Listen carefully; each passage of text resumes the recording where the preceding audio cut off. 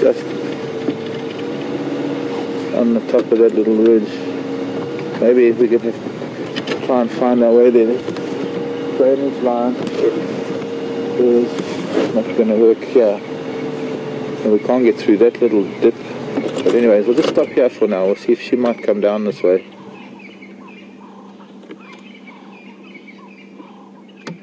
Seems to be sniffing around quite a bit. Let me go forward a bit for you.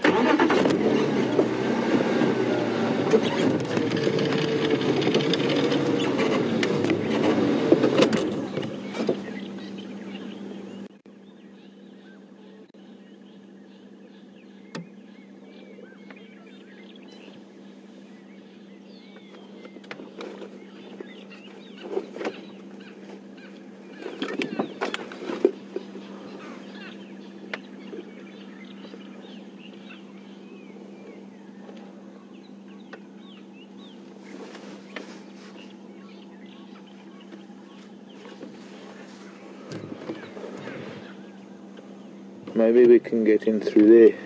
But she seems to be very interested in something around the base of that tree. And they're following this drainage line north.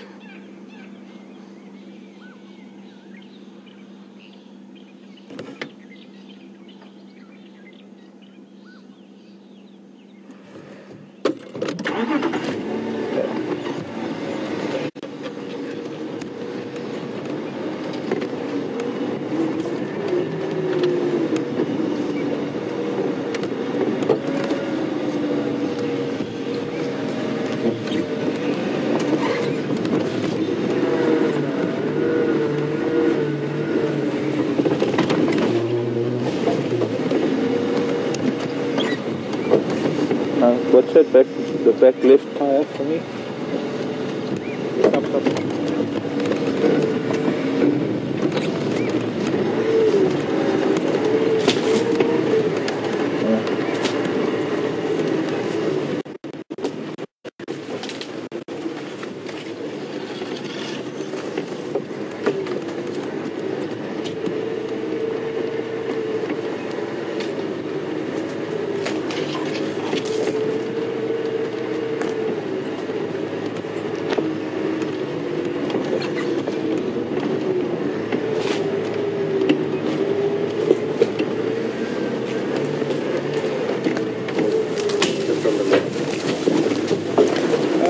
Some of the cats sitting there.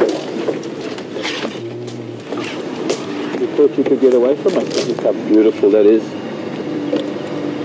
Make it. You can go a little bit forward.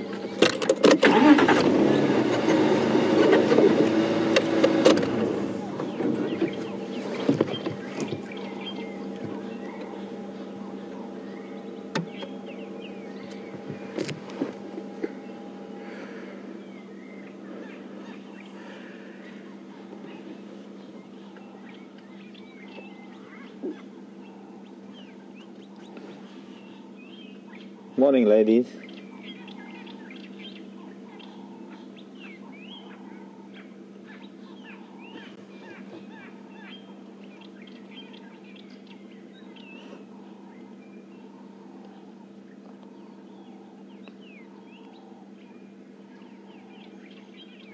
Nice that they've actually become relaxed and they're lying down, and we managed to find them again. I don't think any of the other vehicles will be able to get here, I have to be honest.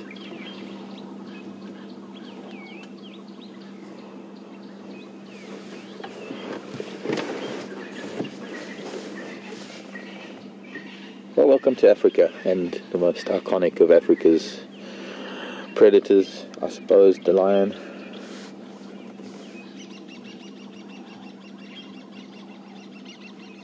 And we're very lucky to have them visit us today. Hopefully they'll be around for a little while. Hey cats, what do you say?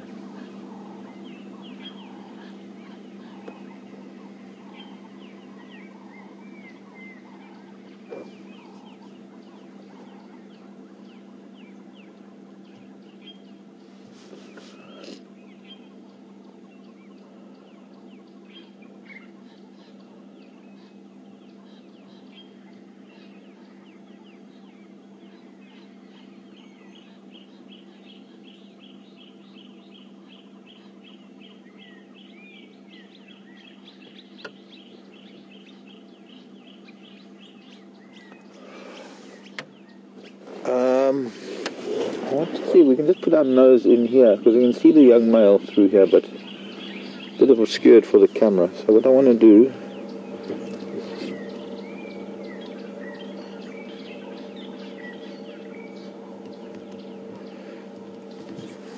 well, this is a pride from predominantly up in the north of Nkuhuma, just a place called Buffelshoek, a property called Buffelshoek, and this is part of their territory, so they do come on to Nkuhuma periodically.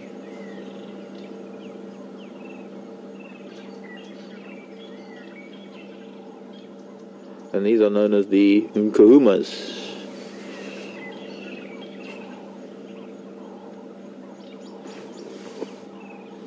Okay, let's move a little bit so we can get a better view of the pride, and it might be a little bit easier filming angle.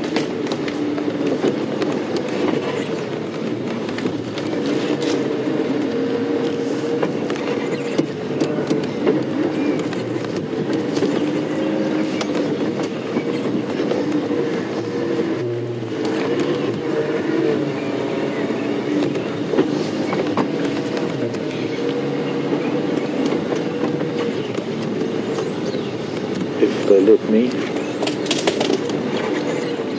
come in here. Morning, girls.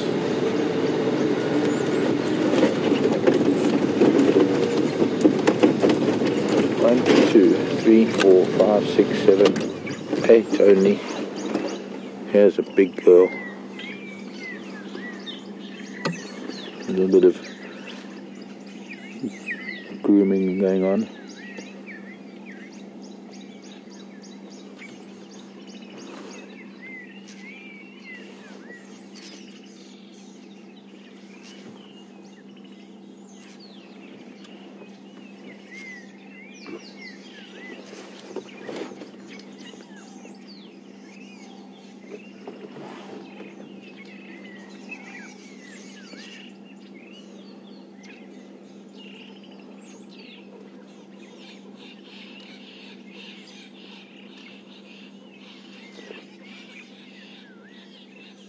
Interesting that there's some birds behind us alarming. You can see this one showing a little bit of interest in the sound of the bird's alarm calls.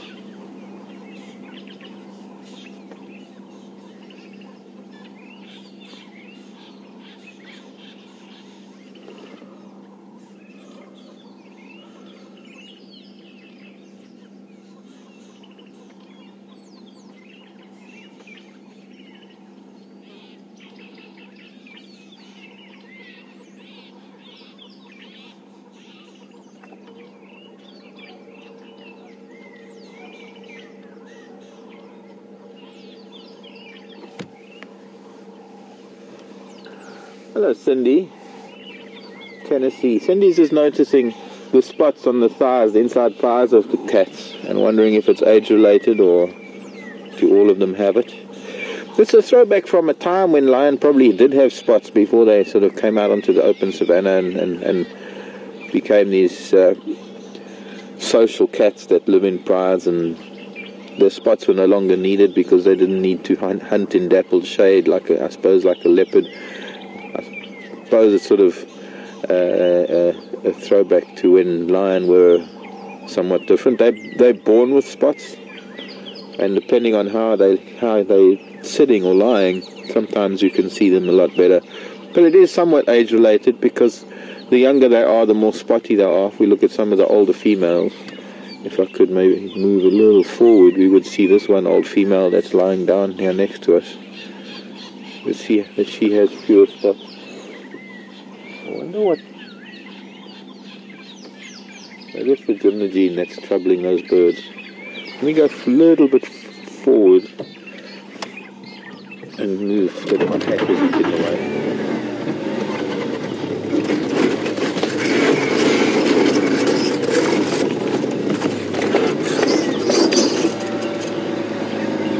A little bit better, but not quite. And you can still see, even though she's an adult female, you can still see a sort of vague, faint spot pattern.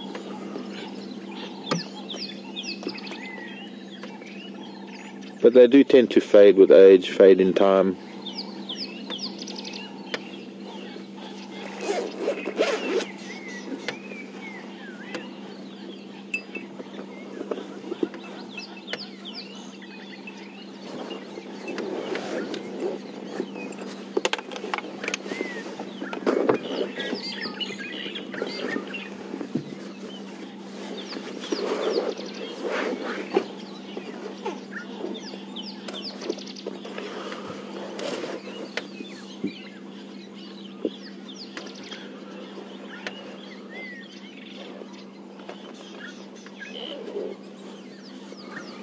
Georgie in Australia, good afternoon to you.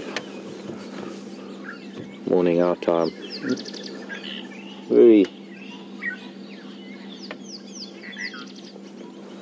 Georgie wants to know about the nose, the colour of the nose of cats.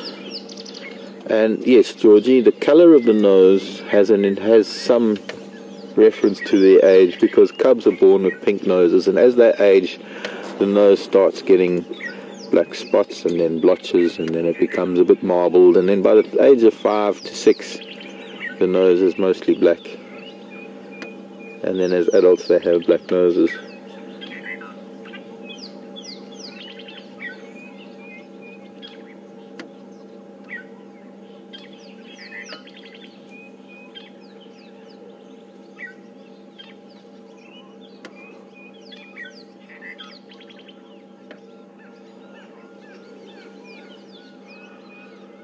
Hello, Dora. Ohio. Morning, Dora. Wanting to know if they look like they've recently fed. No, it doesn't look like it. It doesn't look like they're really that skinny and hungry, but it doesn't look like they're very full. Looking at him standing there now.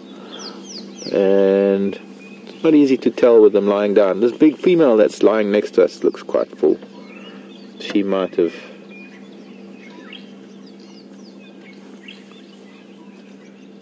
had something that others didn't have. Youngsters are looking a little bit empty. It's easier to tell when they're standing, when they're up.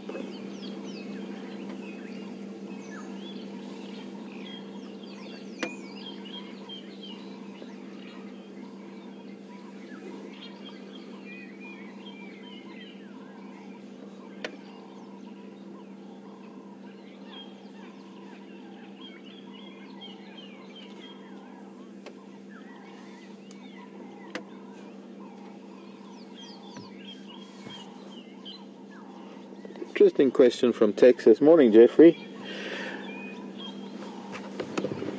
Regarding hunting and cubs learning how to hunt. Do the lionesses teach the cubs how to hunt, or is it mostly an instinctive thing? I hope this is going to work. Hang on a sec there, Jeffrey. Go ahead. Yeah, lalapansi.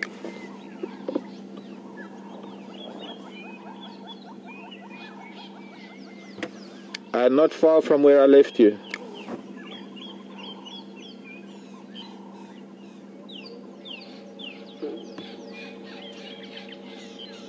Oh, someone's decided to move on.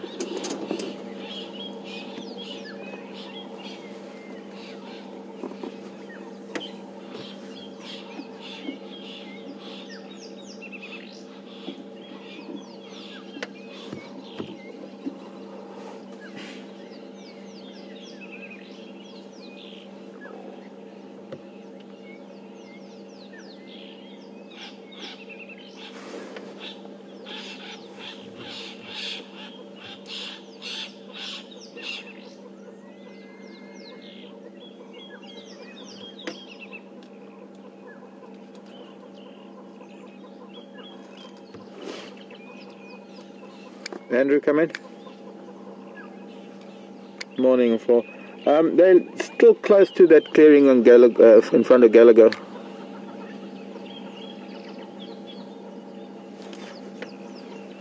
They're still close to that small track near Gallagher Camp.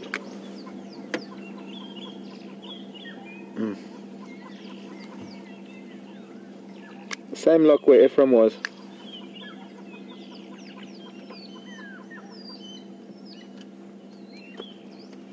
Yeah, firm. But north of the Nkuhuma.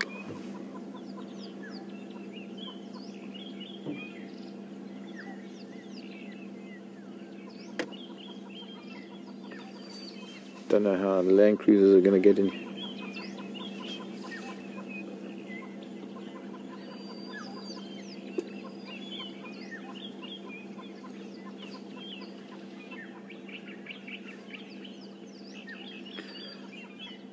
Jeffrey, Texas. do they teach the cubs how to hunt? Strangely enough, with lions, it's a little bit of a dual thing. There is a lot of as cubs, they'll chase things because there is an instinct. As a cat, there is that instinct to chase, and they do, of course, learn a lot when they play with each other. One of the things about having multiple births and maybe having multiple cubs within a pride is that play becomes a very important aspect of their lives, and in that process they learn a lot, or they hone not only muscles but skills too, and there is a certain amount of instinct that drives them to sort of go for the throat or to sort of jump on a back and pull it down. So in terms of that kind of behavior, or that part of the hunt that is instinctive, or is the word instinctual? I think it's instinctive, but open to correction. However, there's another side to lion that is not, and that is the cooperative hunting techniques that are required to bring down larger prey. And it's interesting how, what do they look, is there something,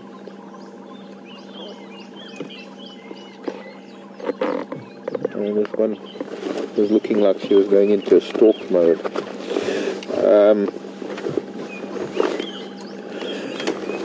Being a pride animal, the ability to hunt together is a learning process that requires a lot of body language and a lot of teaching from the alpha female or the older females.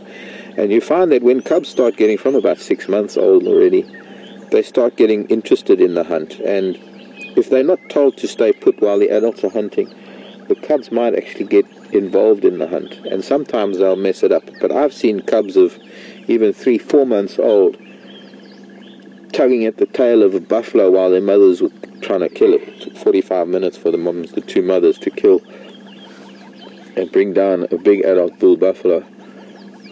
These cats are getting interested in something.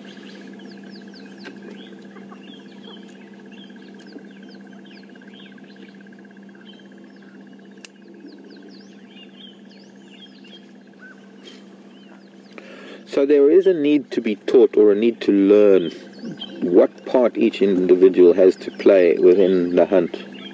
And that varies according to terrain and time and prey species, or it depends what they're hunting.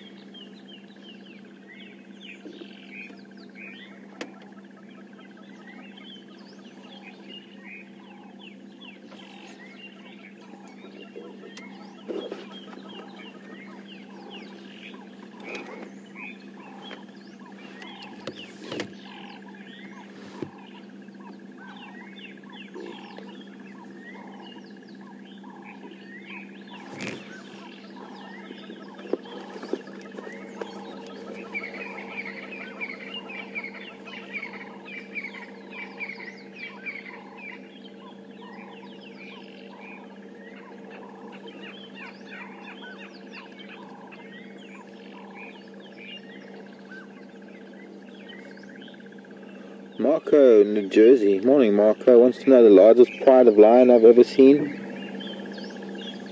I think about 17. I can't really remember, Marco.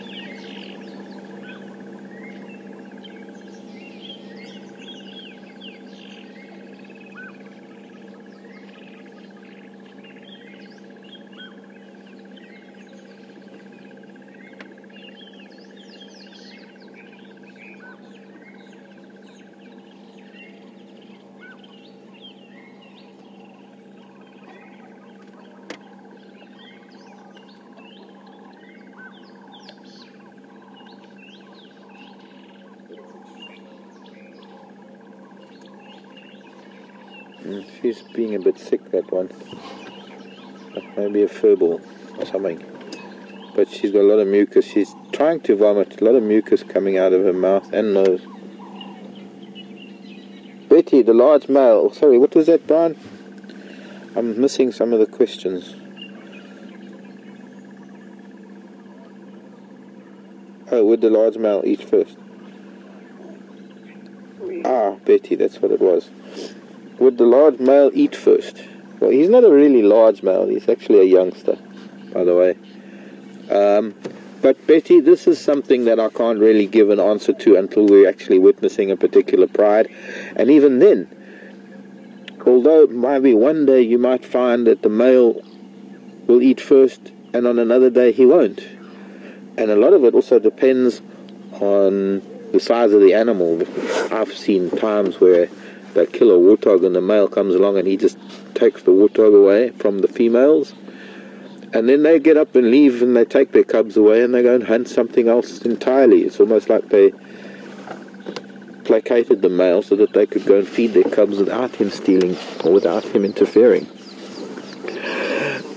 This is a question that has to do with individual animals, and different prides will do different things, but even an individual will do something different on different days. I've seen lion prides where the male won't let any of the females near the carcass while he's eating, but he'll allow the young cubs to eat. And I've seen where males will even give a swipe at a young cub that comes near. I've seen males that allow the whole pride to eat with them, and on other days they don't.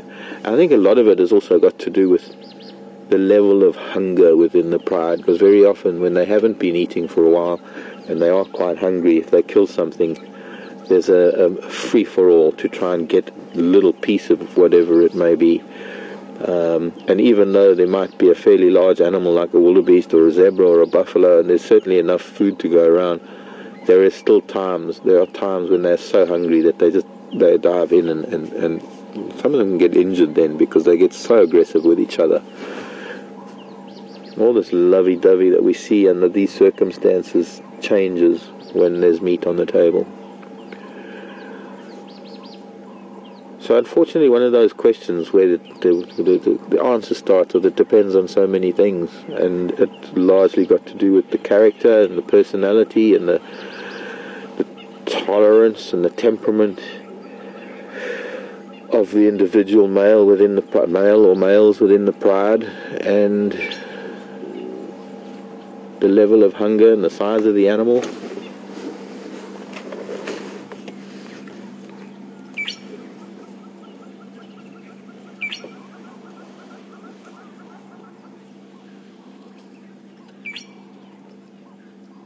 Donna, morning Donna in Missouri. How old do I think this young male is? Probably about 3.5, not quite 4 maybe.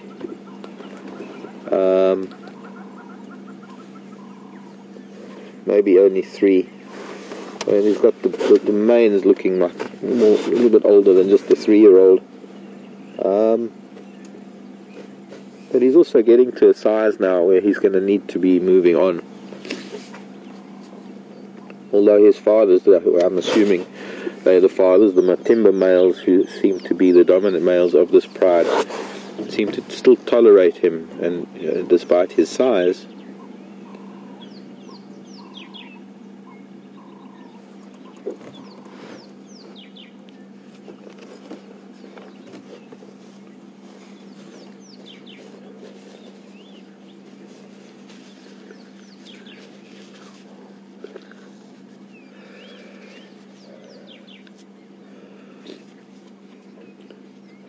Hillary, you're quite correct. Hillary is saying that this young male is going to have a hard time when he leaves this pride, because I suppose one of the main things is that he is a lone male. There's a strong possibility that, she's got a goiter on her elbow, that youngster. A huge abscess or a goiter, or I don't know, maybe not a goiter, but my elbow's looking similar to that actually. Big something. Doesn't seem to be affecting it too much. Where are you going, little boy? Better shade. Oh, you want grass? Maybe.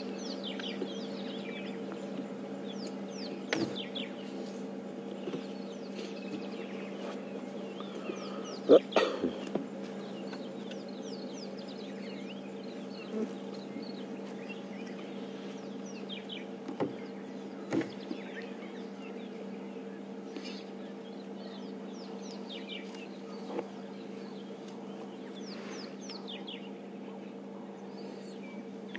Jody, New Mexico.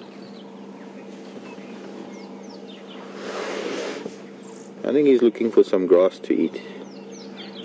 Helps with stomach ailments. I'm gonna go down into the drainage line maybe.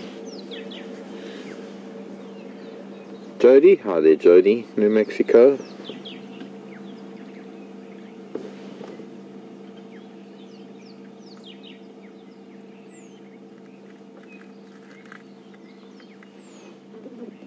Can't see him now.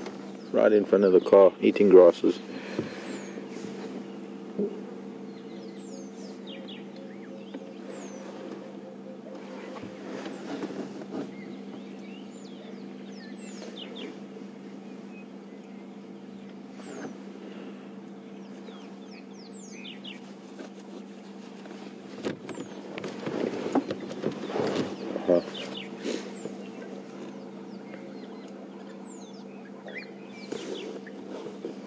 What was the...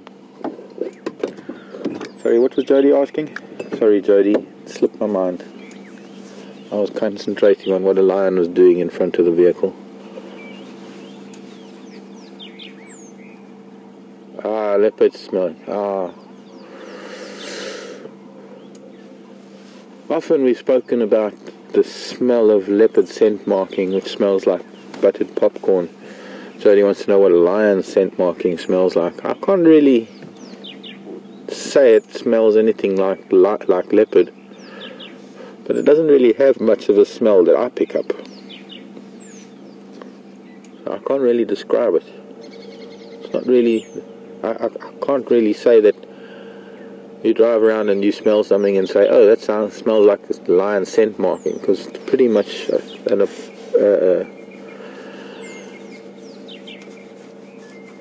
I don't know, I guess my nose just doesn't pick it up. I don't really smell much when it comes to lion scent marking.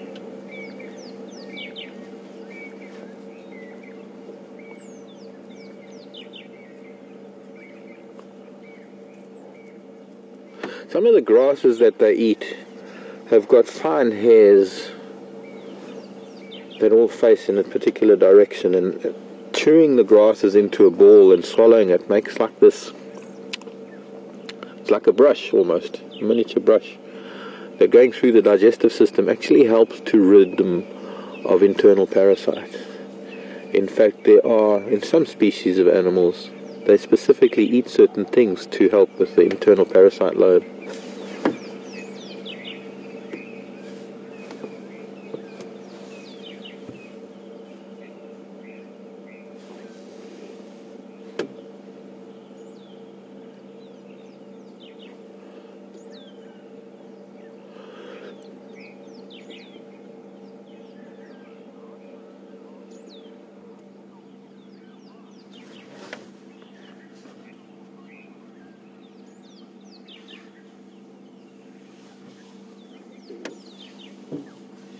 Morning, Jennifer. Up in Canada, Toronto. Is there a dominant female? Is there a hierarchy? Is there a leading female in the pride? Yes, there is, actually. She decides when to go, where to go. And I don't know, with zebra as well. I think in most cases you will find that there is always going to be in any group of females, there will be a hierarchy amongst the females with an alpha or a dominant female, even though it might be a male-dominated society or a group of animals where there is a dominant male and a group of females. There will still be an age-related hierarchy within the pride, within a herd or pride or group of females.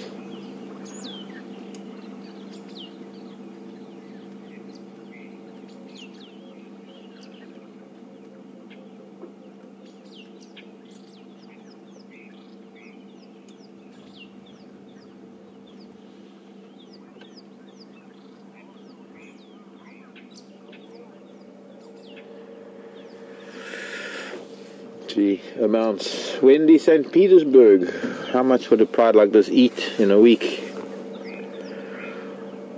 I can't answer that. It could be anything from nothing to 2 or 3 buffalo. Let's put it this way: if they, I don't know how to answer that really. How much could they eat in a week? A few animals, several impala, maybe 2 buffaloes. I'm not saying the equivalent of several impala, although they're not likely to catch impala. Thing is, they could kill 1 zebra and then not eat for a week, or they could kill 3 zebra in a week. It's not a routine thing like we have routine meal times. There are times when they can go for a few days or a while without eating. So it's always difficult. I never really know how to answer how much does an animal eat, because it's how do you measure it? How do you quantify? I don't know how to do that, because it's so random. They might kill a buffalo and feed on 1 buffalo, and then might still be full when they kill another buffalo. On another week they might not have anything at all. So I'm not too sure how to go about answering that. I'm kind of puzzled.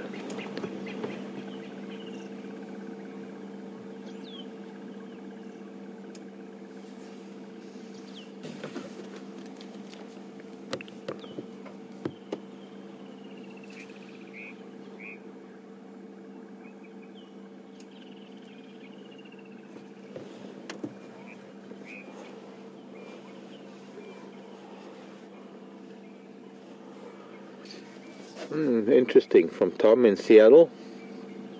How's Washington these days? Cold and wet, perhaps? Tom in Washington wants to know, what signs would there be if they were unhappy about my presence or my proximity? They certainly wouldn't be lying flat on their side with their eyes closed and their ears relaxed and their tails barely moving.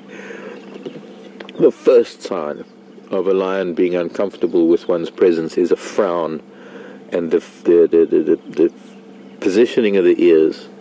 And ear positions in cats are universal. Anything that sort of where ears are flattening towards the back are aggressive signs. So a lion that is, or a lioness, a cat that is sitting next to the vehicle and it's starting to frown, the ears may be going flat a little bit. Of course, you'll see a very distinctive flicking of the tail sideways, very distinct, very strong movement of the tail that is unmistakable as a warning. And if they really mean business, the upper lip starts lifting, showing the canines, snarling, growling. And if you're still not taking heed of those warnings, then they might start actually striking out with paws and spitting and growling more audibly, if not even charging at the vehicle.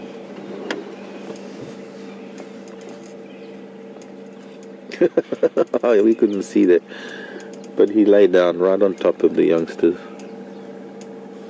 Maybe I should just ease back a little bit so we can see those little ones. But this is the time of day that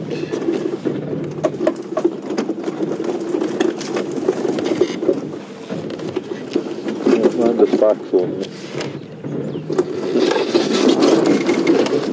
Taking jackets.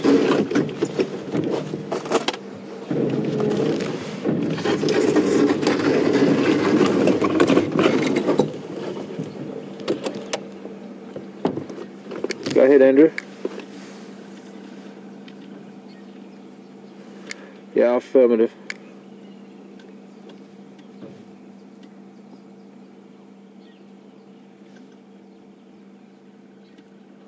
Yeah, affirm. Which side are you coming from?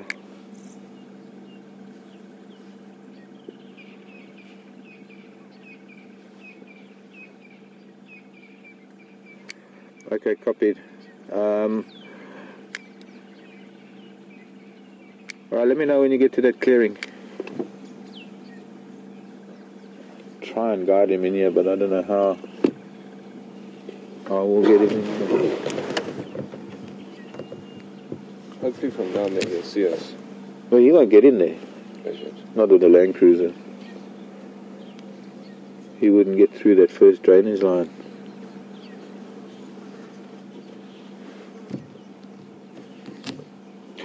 Lee, I think it was. So it's hard to... I get a question as I'm getting a call from the other radio, and then I'm trying to listen to two people at once.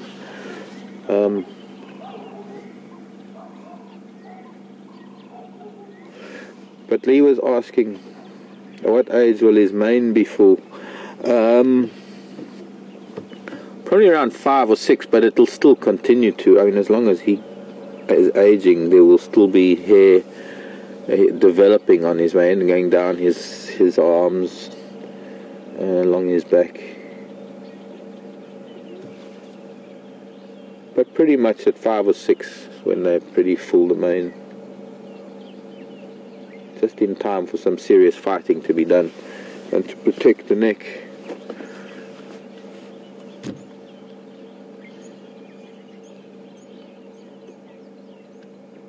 It's starting to warm up, and they're on a little bit of an open patch up here. Will be a lot cooler down there in the drainage line. She might be going down there, but they are going to have to move at some point.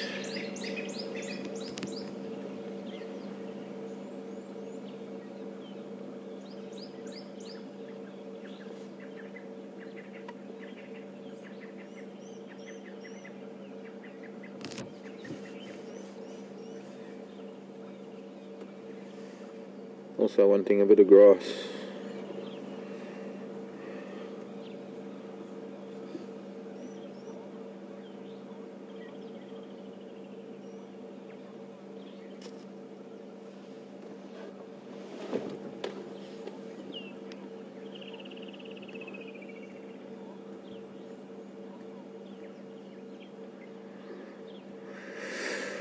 Hello, Barbara in Chicago.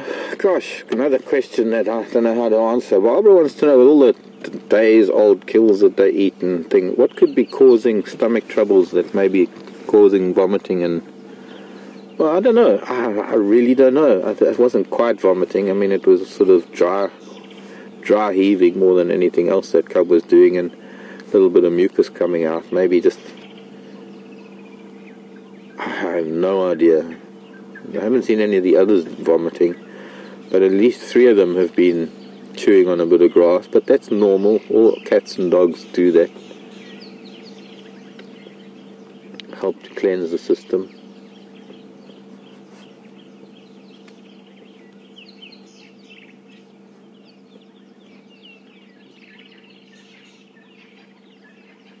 She's also looking for some more of those tall grasses.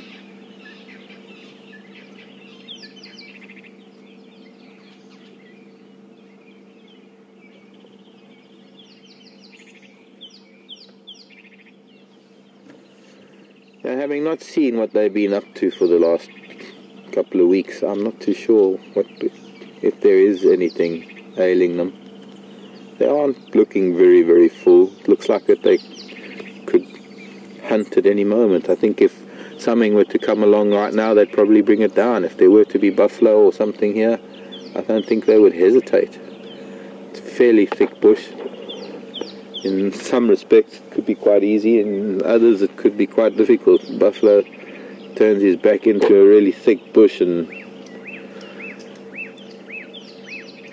keeps his horns, or rather with his horns keeps the lion at bay. It'll be hard for them to get to him.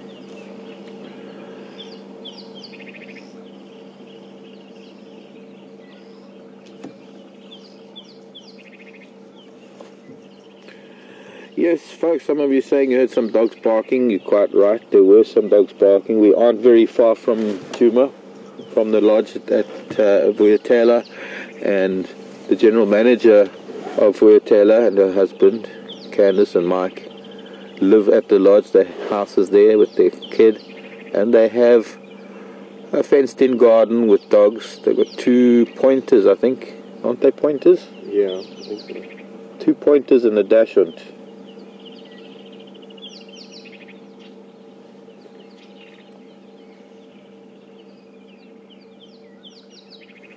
And something must have disturbed the dogs. They're normally quite good.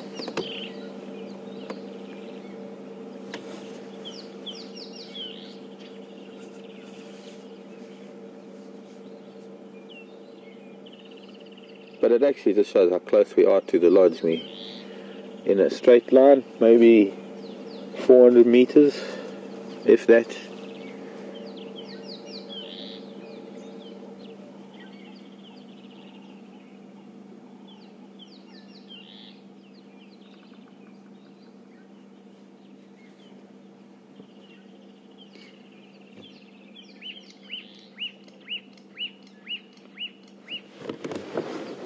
Maybe it comes way in through there. I should just actually have a look, because it'd be nice to know for later if we need to come and look for them while they actually still fast asleep before they start getting up because of the need to move to shade. Let's see if I can't.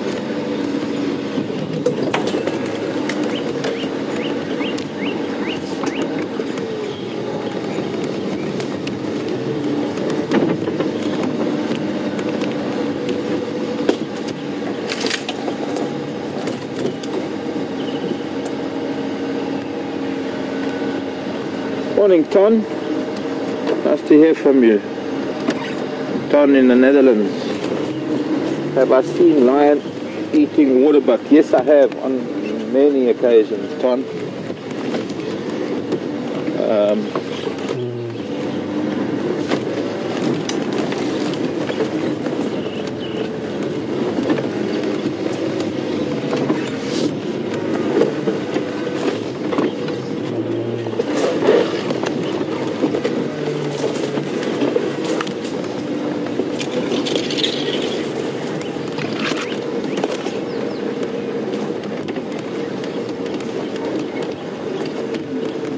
There's no way through here either. There's a fallen tree.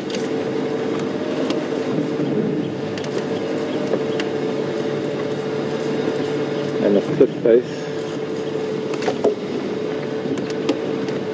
That might be the road over there. We'll have to wait to see if Andrew can get in here somehow.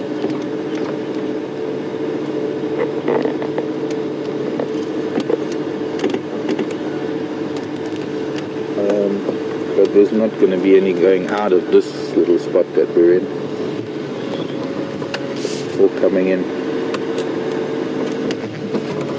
You can actually see the mast from Nkuhuma,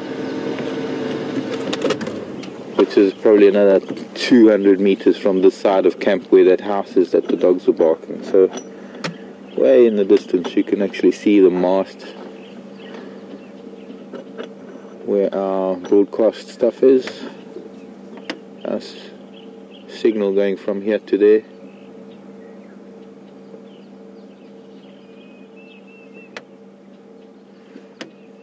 Yeah, somehow I think